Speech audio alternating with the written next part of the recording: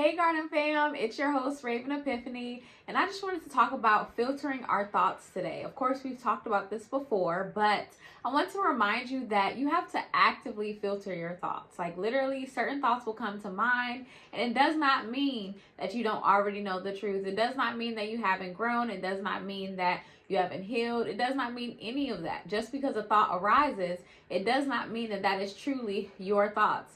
You have to take any thought that comes to mind, good, bad, ugly, and choose what to actively do with that thought, whether to take it on because it's true, or whether to release it because it's not, or reframe it because you really got to directly oppose that thought, right? The Bible talks about taking every thought captive, and it says casting out arguments and every high thing that exalts itself against the knowledge of God, bringing every thought into captivity to the obedience of Christ, meaning the things that you know that are true, because Jesus is the spirit of truth. So anything that's not true, you're taking that thought and you are releasing it, as in letting it go. You are replacing it with a thought that is true. And one thing that I am working on memorizing right now, and I'm really memorizing it more so for the active act of being able to replace and filter my thoughts, is a scripture that talks about what types of things we ought to be thinking about.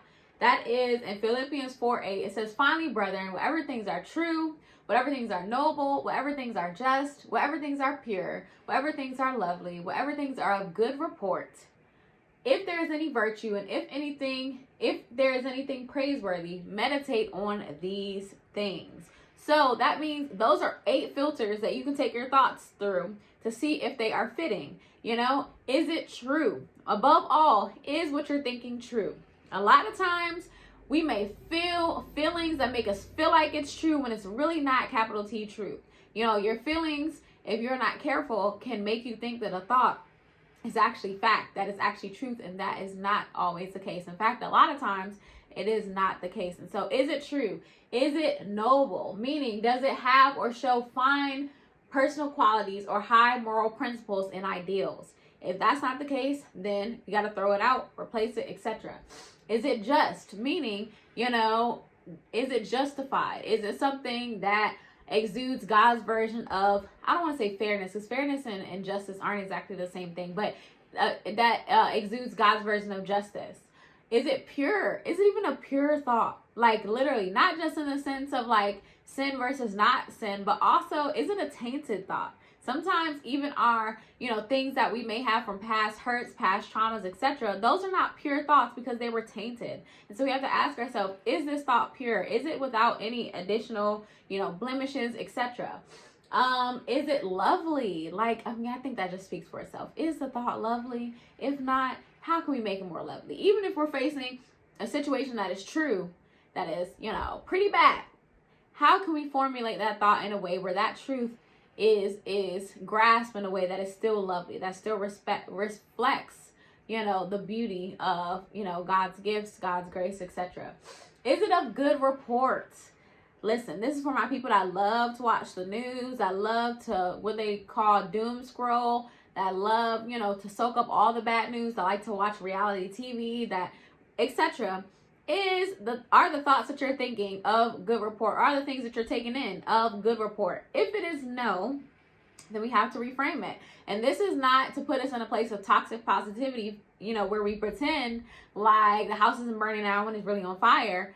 But it is where we don't consistently take in and allow thoughts that are not reflecting the goodness that is available to us. There are ways that even in the worst of situations, that we can understand them and receive them and think of them in a way that reflects a good report, even if it's about a future good report. But is it virtuous? I think that one speaks for itself as well. And is it praiseworthy? If not, we shouldn't be meditating on those things. We shouldn't be ruminating on those things. Those thoughts shouldn't be passing through our heads. And if any thought that you're having doesn't meet these 8, then one of 2 things needs to happen. The thought needs to be reframed, or there needs to be a solution that is generated for the problem that caused the thought, so that then now your solution brings everything into alignment with one of these 8 or all of these 8. And so I just want to remind you today that you have to actively take your thoughts captive. You have to actively filter your thoughts. You have to actively, train your brain to think in the way that, serves you and best allows you to serve God and serve the people you're called to serve and to live the life you're meant to live, it does not happen automatically. We are given the grace to do it, but then we have to actively, step out and do that thing and think that certain thought.